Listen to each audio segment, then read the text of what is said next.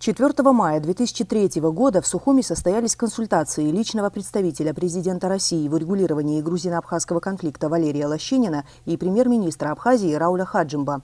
Пути реализации сочинских договоренностей президентов России, Грузии и премьер-министра Абхазии стали основной темой встречи. По окончании консультаций премьер-министр Абхазии Рауль Хаджимба сказал, что речь шла о реабилитации Ингургэс, восстановлении железной дороги и возвращении беженцев в Гальский район Абхазии. 4 мая 2008 года два беспилотных самолета-разведчика ВВС Грузии были сбиты в течение часа силами ПВО Абхазии. Оба самолета сбиты над зоной безопасности миротворческих сил СНГ в Гальском районе Абхазии. Заместитель министра обороны Гарри Купалба заявил, что беспилотные самолеты проникли в воздушное пространство с территории Грузии и были сбиты абхазскими ПВО. 4 мая 2012 года первая группа соотечественников из Сирии в количестве 27 человек прибыла в Абхазию. Среди приехавших из Сирии представители фамилии Маршан, Гечба, Арютаа.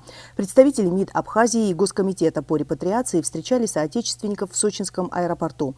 Во дворе тургостиницы «Айтар» их ожидали представители руководства республики, общественность, студенты, однофамильцы.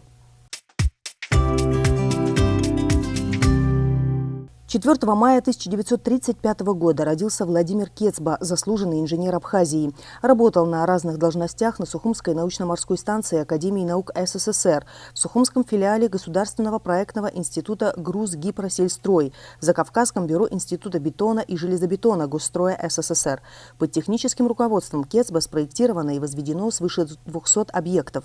Во время войны 1992-1993 годов принимал активное участие в создании и работе Центра военного информационного штаба. Был проректором АГУ, депутатом парламента Республики Абхазия второго созыва. По его инициативе приняты законы о недрах, об охране окружающей среды и другие. С 1996 года Владимир Кецба возглавлял Ассоциацию сухумцев и газету «Сухумский вестник».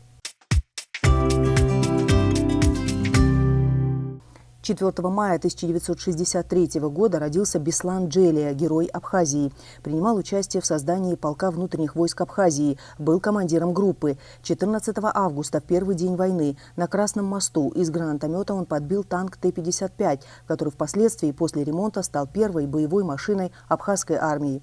А 24 августа во время проведения боевой операции у села Шрома группа попала в окружение. Он сражался до последнего, прикрывая отход товарищей. В этом бою он погиб.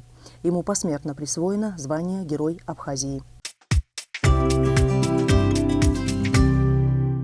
4 мая 1971 года родился Арда Ашуба, кандидат филологических наук, доцент Абхазского государственного университета, фольклорист, выпускник Абхазского государственного университета. Работал старшим лаборантом по фольклору в Абхазском институте гуманитарных исследований имени Гулия, главным редактором Государственного фонда развития абхазского языка, преподавателем кафедры абхазской литературы АГУ, заместителем министра образования Республики Абхазия.